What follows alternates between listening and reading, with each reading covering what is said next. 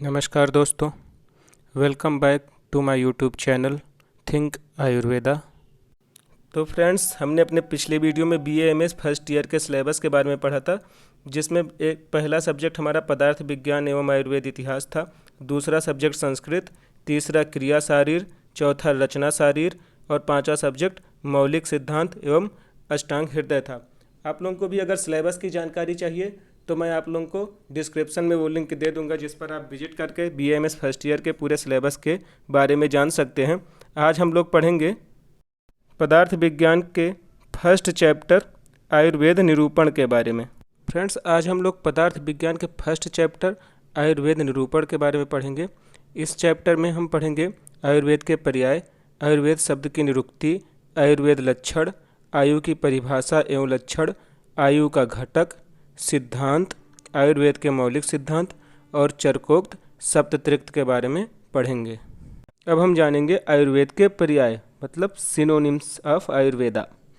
ये इसमें आपका जो है वो है आयुर्वेद, शाखा, विद्या, सूत्र, ज्ञान, शास्त्र, लक्षण और तंत्र। ये इतने आपके आयुर्वेद के पर्यायवाची हैं। देन हम लोग पढ़ेंगे आयुर्वेद की निरुक्ति। आयुर्वेद दो शब्दों से मिलकर बना हुआ है, आयुष प्लस वेद। आयु का मतलब होता है जीवन और वेद शब्द विद धातु से बना है, जिसका मतलब होता है जानना, होना, विचार करना एवं पाना। आयुर्वेद तीत्य आयुर्वेदः, अर्थात जिसके द्वारा आयु का ज्ञान प्राप्त हो उसे आयुर्वेद कहते हैं। तो अब हम लोग बात करेंगे आयुर्वेद के लक्षण या परिभाषा के बारे में, जो कि इस तरह से है। हिताहितम सुखम दुखम आयुष तस्य हिताहितम मानम च तच्च यत्रोक्तम आयुर्वेदः स उच्यते। इस श्लोक में 4 प्रकार के आयु के बारे में बताया गया है, जो कि हित आयु, अहित आयु, सुख आयु और दुख आयु। इस तरह के चतुर्विध आयु हैं। और उस आयु के हित तथा अहित मतलब पथ्य तथा अपथ्य और आयु का प्रमाण एवं उस आयु का स्वरूप जिसमें कहा गया है उसे आयुर्वेद कहा जाता है। देन हम लोग पढ़ेंगे आयु के लक्षण या परिभाषा। इसके पहले हम लोगों ने आयुर्वेद के लक्षण या परिभाषा पढ़े थे। अब हम पढ़ रहे हैं आयु के लक्षण या परिभाषा, जो कि है शरीर इंद्रिय सत्व आत्मा संयोगोधारी जीवितम नित्यगश्च अनुबंधश्च पर्यायर आयु उच्यते। इसका मतलब होता है कि जो हमारा शरीर है, पंच भौतिक शरीर, आयुर्वेद में शरीर को 5 तत्वों से मिलकर बना हुआ माना जाता है। पंच भौतिक शरीर आकाश, वायु, अग्नि, जल, पृथ्वी, इन 5 तत्वों से हमारा शरीर बना हुआ है। उसके बाद है चक्षुर आदि इंद्रियां, मतलब क्या होता है, जो 5 सेंसरी ऑर्गन होते हैं उन्हें इंद्रियां ज्ञान इंद्रिय कहते हैं। तो ये चक्षुर आदि, चक्षु मतलब आँख होता है, आदि जो आपके इंद्रियां हैं उनके बाद उनका, और उसके बाद फिर मन और आत्मा, इन सब का संयोग होता है। जिस किसी पुरुष में जितने समय तक रहता है उतने समय तक की उस पुरुष की आयु या जीवन होता है। देन हमारा अगला हेडिंग है आयु के घटक तत्व। जो आयु के घटक तत्व हैं वो हैं शरीर, इंद्रिय, मन और आत्मा। जो शरीर है आपका वो पंच महाभूत से मिलकर बना हुआ है, पंच भौतिक शरीर है। पंच महाभूत मतलब आकाश, वायु, अग्नि, जल और पृथ्वी। ये जो है आपके पंच महाभूत हैं, इन्हीं से हमारा शरीर बना हुआ है।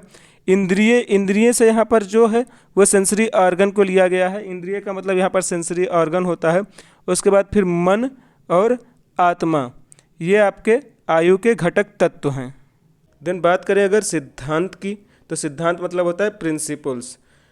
विद्वान लोग अनेक प्रकार से परीक्षा करके और हेतुओं द्वारा सिद्ध करके जो निर्णय लेते हैं उसे सिद्धांत कहते हैं।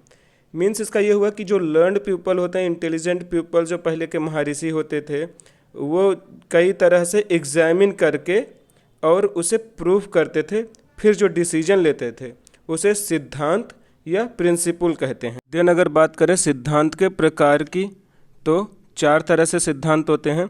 पहला है सर्वतंत्र सिद्धांत, दूसरा है प्रतितंत्र सिद्धांत, तीसरा है अधिकरण सिद्धांत और चौथा है अभ्युपगम सिद्धांत। देन हम लोग बात करेंगे अपने पहले सिद्धांत सर्वतंत्र सिद्धांत की। सर्वतंत्र सिद्धांत मीन्स होता है सॉवरिंग प्रिंसिपल्स। तो इसमें क्या होता है कि ऐसे सिद्धांत जो एक शास्त्र में प्रसिद्ध होते हुए सभी शास्त्रों में प्रसिद्ध हों।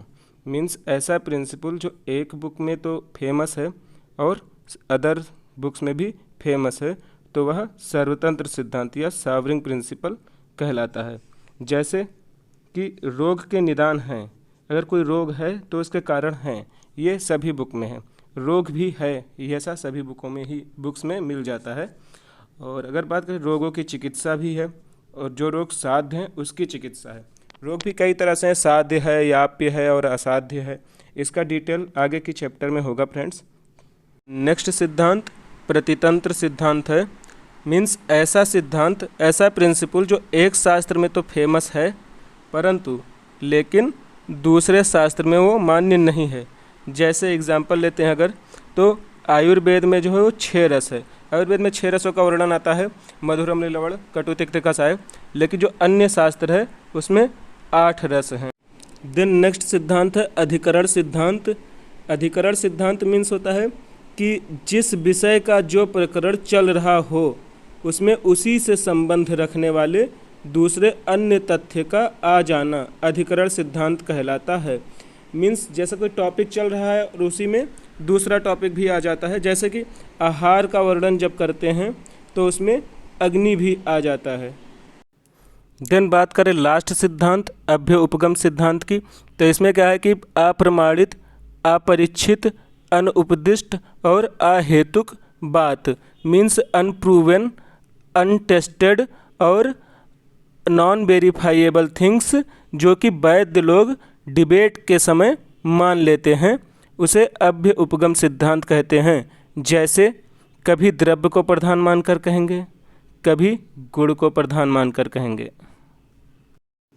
उसके बाद है आयुर्वेद के मौलिक सिद्धांत। आयुर्वेद के मौलिक सिद्धांत मीन्स फंडामेंटल ऑफ आयुर्वेदा। तो पहले हम बात करेंगे कि मौलिक सिद्धांत क्या है, मीन्स फंडामेंटल प्रिंसिपल क्या है। तो मूल को लक्ष्य करके जो सिद्धांत बनाए जाते हैं, मीन्स कोर को टारगेट करके जो प्रिंसिपल्स बनाए जाते हैं, उन्हें मौलिक सिद्धांत या फंडामेंटल प्रिंसिपल्स कहते हैं। आयुर्वेद के मौलिक सिद्धांत जो हैं वो ना तो किसी प्रयोगशाला में मीन्स लैब में बैठकर बनाए गए हैं और ना ही किसी एनिमल्स पर प्रैक्टिकल करके बनाए गए हैं।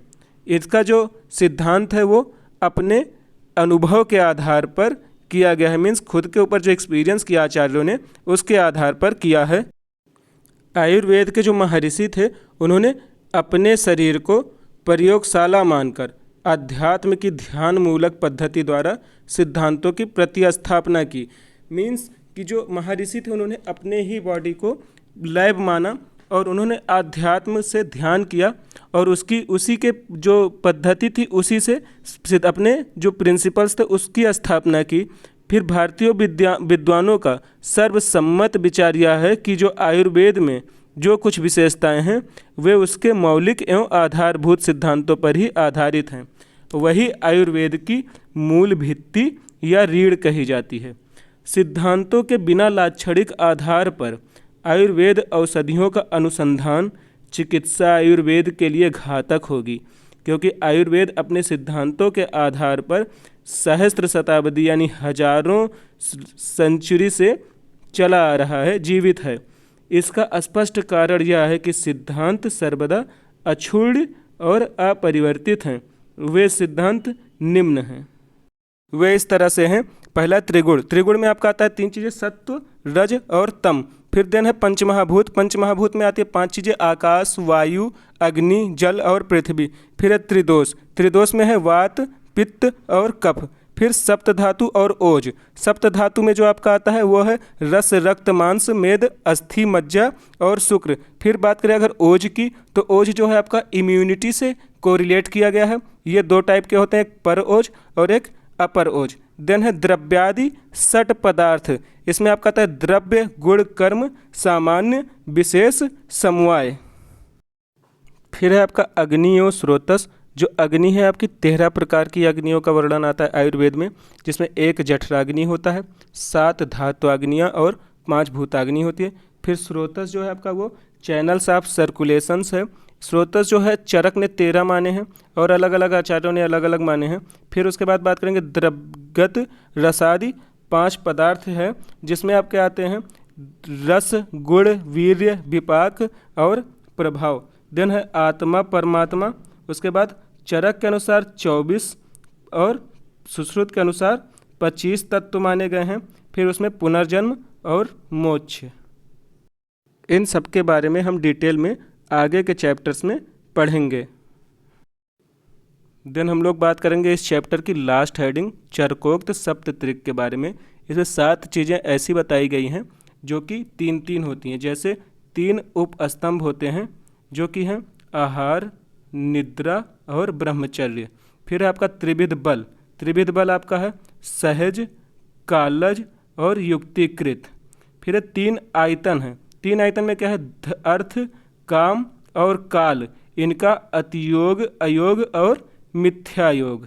उसके बाद है 3 तरह के रोग के बारे में बताया गया निज, आगंतुज और मानस। फिर 3 रोग मार्ग हैं शाखा है, मर्म अस्थि है और कोष्ठ। फिर त्रिविध भीषक यानी 3 प्रकार के वैद्य बताए गए हैं छद्मचर्य, सिद्ध साधित और वैद्य गुणों से युक्त। फिर त्रिविध औषध के बारे में बताया गया है दैव व्यापाश्रय, युक्ति व्यापाश्रय और सत्वावजय। इस तरह से हमारे पदार्थ विज्ञान का पहला चैप्टर कंप्लीट होता है। तो अगर आप लोगों को मेरा ये वीडियो पसंद आया हो तो आप लोग वीडियो को लाइक करें, कमेंट करें, शेयर करें और चैनल को सब्सक्राइब करें। Thanks for watching.